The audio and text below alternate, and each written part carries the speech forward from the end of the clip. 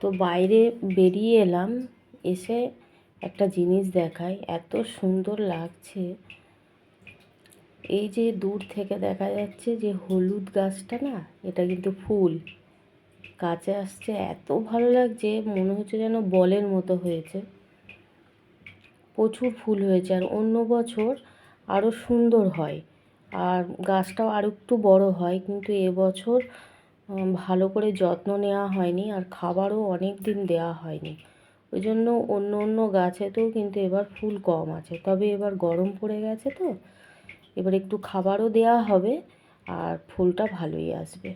আর এই ফুলটার কালারটা ফোনে গোলাপি লাগছে, কিন্তু এটা কিন্তু গোলাপি নয়, অরেঞ্জ কালার। আর এই দেখুন আমার বাড়ির সদস্যরাও কিন্তু ঘুরে বেড়াচ্ছে, এখন সকালবেলা ওরাও ঘুরে বেড়াচ্ছে। তো নমস্কার, কেমন আছেন সবাই? বর্ণালী সিম্পল লিভিং চ্যানেলে সবাইকে স্বাগত জানাই। তো সকালে কোনো কাজই হয়নি এখনও, তো এই বাসনগুলো কিন্তু কাল রাতে সব মেজে পরিষ্কার করে রেখেছি, আর বাজারও চলে এসছে সকাল সকাল। তো আজকে রবিবার, খাসির মাংস হবে। আর আপনারা ভাবছেন এত মাছ কী হবে, এত মাছ? এগুলো কিন্তু আমরা একা খাবো না, আমার যে পোষ্যরা আছে, বিড়াল ছানা বিড়ালেরা আছে, তারা কিন্তু বেশিরভাগটাই খাবে, আর আমি এখান থেকে কিছুটা নিয়ে নেব আমাদের বাড়িতে খাওয়ার জন্য। তো এখন মাছটা ভাজবো না, একটু পরে করব। তার আগে কিছু কাজ আছে, সেগুলো করে নেবো, কেননা মাছ ভাজতে অনেক সময় লাগবে। তো বাসনগুলো গুছিয়ে নিচ্ছি, আর রাত্রে সমস্ত কিছু গুছিয়ে পরিষ্কার করেই আমি রেখে দিই বেশিরভাগ দিন, এক আধ দিন হয়তো হয়ে ওঠে না। তো বাইরের সমস্ত কাজ সেরে মাছও বাছা হয়ে গেছে, প্রায় 1 ঘন্টা সময় লেগেছে। আর কিছুটা সবজি কেটে নিয়েছি, আলু, পেঁয়াজ, বিনস আর মটরশুঁটি কেটে ধুয়ে পরিষ্কার করে নিয়েছি। আর এখানে কড়াইয়ে তেল আর জিরে ফোড়ন দিলাম। তো এটা কি করব, কালকে রাতের অনেকটা ভাত বেঁচে গেছে, তো সেই ভাতটা না এইভাবে ভাত ভাজা করব। তো এখানে নুন হলুদ দিয়ে সবজিটা আমি ভেজে নিই ভালো করে, অল্প আঁচে ঢাকা দিয়ে অনেকক্ষণ ধরে ভেজে নেব। আর ভাজা হয়ে গেছে আর সেদ্ধও হয়ে গেছে সবজিগুলো। তো এখানে আমি 2টো ডিম ভেঙে দিচ্ছি। তো ডিম দিয়েই আজকে করব। তো এরমভাবে ভাত ভাজা খেতে কিন্তু খুব সুন্দর লাগে। তো এই যে ভাতটাও দিয়ে দিয়েছি এর মধ্যে, আর কিছু মশলাপাতি দেবো, যেরকম সামান্য নুন দিয়ে দিলাম, সামান্য বলতে পরিমাণ মতো দিলাম, একটু ভিনিগার, সোয়া সস, একটু টমেটো সস, এরকম সব কিছু দিয়ে ভালো করে এই ভাতটার সঙ্গে মাখিয়ে নেব। তো হয়ে গেছে এদিকে, আর এখানে কড়াইয়ে কয়েকটা মাছ ভেজে নিচ্ছি। গরম গরম মাছ ভাজার সঙ্গে এটা খেতে ভালোই লাগবে। সকালে এরকম মাঝে মাঝে এরকম ধরনের টিফিন হলে মন্দ লাগে না। আর ভাতটাও উঠে গেল, ভালোই হলো। আর দুপুরের রান্না হবে, সকালের তো খাওয়া দাওয়া সব কমপ্লিট।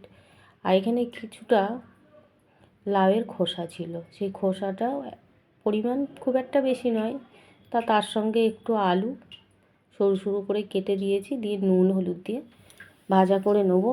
একটু ঢেকে ঢেকে ভাজা করব, তাহলে হয়ে যাবে। আর এখানে মাংসর জন্য মশলা কেটে সব গুছিয়ে নিয়েছি, আর এখানে আলু আর পেঁপেও কেটে ধুয়ে রেখে দিয়েছি। আর এই যে ভাজাটা আমার হয়ে গেছে, আর কড়াইয়ে অনেকটা পরিমাণ তেল দেবো। আর ওদিকে তেলটা গরম হোক। আর এখানে তেলটা গরম হয়ে গেছে, আর পেঁপে আর আলুটা দিয়ে নুন হলুদ দিয়ে ভালো করে এটা ভেজে নিচ্ছি লাল লাল করে। আর এখানে কিছুটা এই যে মশলাটাও আমার রেডি হয়ে গেছে। আর এখানে কয়েকটা না টমেটো ধুয়ে নিয়েছি, এটা চাটনি করব। শেষ পাতে একটু চাটনি ভালোই লাগে। আর এখানে আলুগুলো ভাজা হয়ে গেছে সব, তা তেলেতেই আমি পেঁয়াজ কুচোনোটাও দিয়ে দিলাম। তো এটাও ভাজতে থাকি, আর ওদিকে একটা কড়াই চাপিয়ে দিয়েছি, এখানেও সামান্য একটু তেল দিয়ে দিলাম। আর এখানে ফোড়ন দিয়ে দেবো 5 ফোড়ন। তো সর্ষে ফোড়ন দিলেও হয়, তো আজকে 5 ফোড়ন দিচ্ছি। আর শুকনো লঙ্কা দেবো না, ঝাল হয়ে যাবে, আমাদের ঝালটা খুব একটা পছন্দ করে না, মিষ্টি মিষ্টি জিনিসটাই পছন্দ করে, তো ওই জন্য লঙ্কাটা আর দিলাম না। আর টমেটোগুলো ধুয়ে ভালো করে ধুয়ে পরিষ্কার করে কেটে নিয়েছি। আর এদিকেও করছি, আর ওদিকে পেঁয়াজটাও ভেজে নিচ্ছি, না হলে পুড়ে যাবে। তো এখানে নুন হলুদ দিয়ে দিচ্ছি, দিয়ে একটু মাখিয়ে নিয়ে ঢাকা দিয়ে দেবো যাতে জলটা বেরিয়ে যায়, তাহলে তাড়াতাড়ি সেদ্ধ হয়ে যাবে। আর এখানে কিন্তু টমেটোর মধ্যে আমি জল দেবো না, এইভাবে ঢাকা দিয়ে আস্তে আস্তে করতে থাকবো এগুলো। আর এখানে পেঁয়াজটা ভাজা হয়ে গেছে, নুন হলুদ দিয়ে কিন্তু আমি পেঁয়াজটা ভেজে নিয়েছি।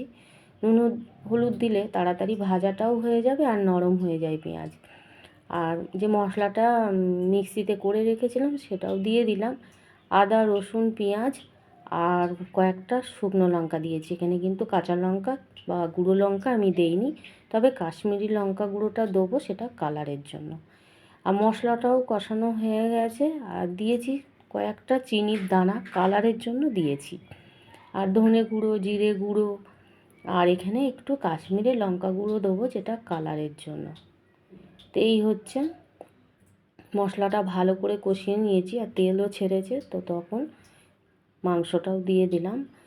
আর হলুদটা আগে দেইনি, এখন দিলাম, দিয়ে ভালো করে এটা অল্প আঁচে অনেকক্ষণ ধরে কষিয়ে নেবো ঢাকা দিয়ে দিয়ে, যাতে বেশিরভাগটা সেদ্ধ হয়ে যায় যেন এই কষার সময়।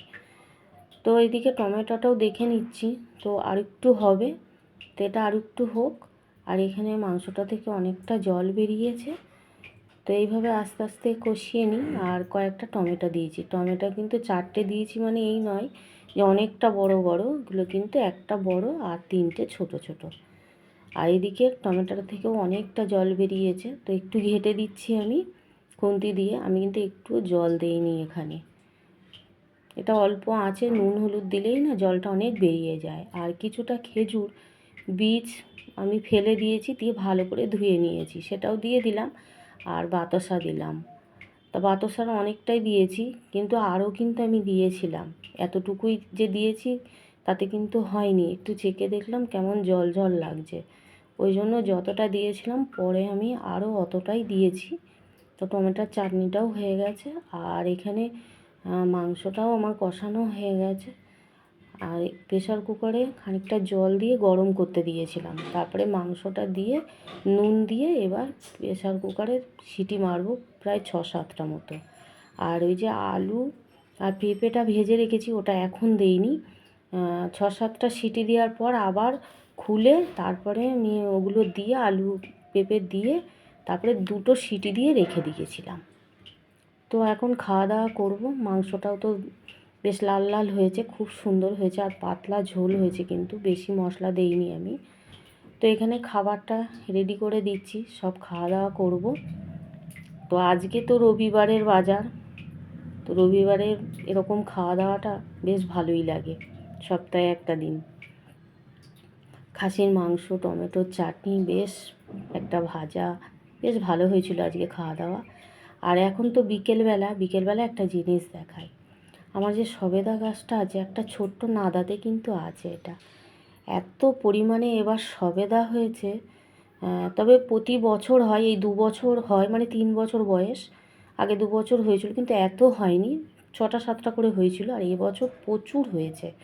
তো জানি না বাঁদরে রাখবে কি না, কেননা একটু যেই পাকবো একটু নরম নরম হবে না, তখন ওরা নষ্ট করে দেয়, খেয়ে নেয়, কামড়ে রেখে দিয়ে যায়, এরকম করে। আর এই সেই বেগুন গাছ আমার বাড়ির। তো ভিডিওটি যদি ভালো লেগে থাকে তাহলে লাইক শেয়ার কমেন্ট করে দেবেন। আবার নতুন ভিডিও নিয়ে ফিরে আসছি, দেখতে থাকুন।